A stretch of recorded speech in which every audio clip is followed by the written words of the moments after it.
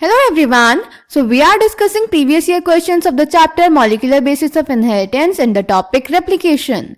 In today's session we are going to discuss a short answer type question of 3 marks which was asked in the CBSE board 2019. So the question is A part, why does DNA replication occur within a replication fork and not in its entire length simultaneously? And B part is DNA replication is continuous and discontinuous on the 2 strands within the replication fork.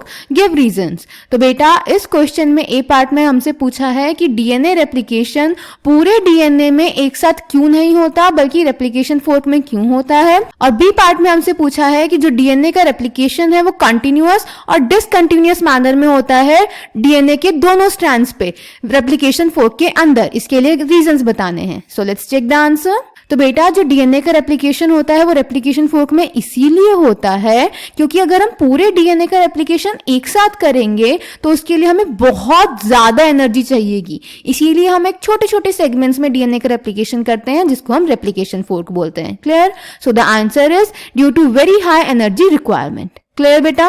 Then बेटा B part का answer है जो DNA का replication करती है, replication में जो polymerisation का रिएक्शन होता है वो करती है enzyme DNA dependent DNA polymerase, और DNA dependent DNA polymerase enzyme polymerization सिर्फ वन डायरेक्शन में करती है, that is 5 prime to 3 prime. अब हमें पता है डीएनए के जो दोनों स्ट्रैंड्स होते हैं वो एंटी पैरेलल होते हैं, यानी एक स्ट्रैंड की जो डायरेक्शन होगी वो होगी 3 प्राइम टू 5 प्राइम और एक की होगी 5 प्राइम टू 3 प्राइम। अब जो 3 प्राइम टू 5 प्राइम वाला स्ट्रैंड होगा उस पे जो स्ट्रैंड होगा वो तो पूरी तरह अवेलेबल होता रहेगा, धीरे धीरे जैसे जैसे डीएनए अनबाइंड होता रहेगा तो उस पे जो सिंथेसिस होगा वो कंटिन्यूअसली होगा, डीएनए पॉलीमरेज को रुकना नहीं पड़ेगा क्योंकि 3 प्राइम के सामने 5 प्राइम आता है, 3 प्राइम की तरफ सिंथेसिस होता रहेगा और हमारा स्ट्रैंड बनता रहेगा।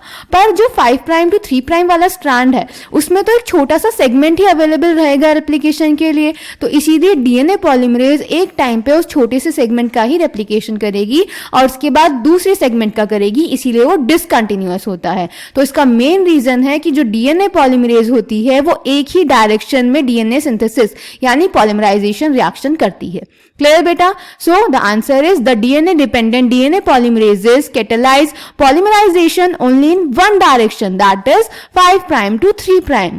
This creates some additional complications at the replicating fork. Consequently, on one strand the template with polarity 3 prime to 5 prime the replication is continuous as the 3 prime end is always open for the replication, while on the other the template with polarity 5 prime to 3 prime it is discontinuous due to small stretch of DNA available for the replication. The discontinuously synthesized fragments are later joined by the enzyme DNA ligase. So I hope this question is clear to you. Thank you.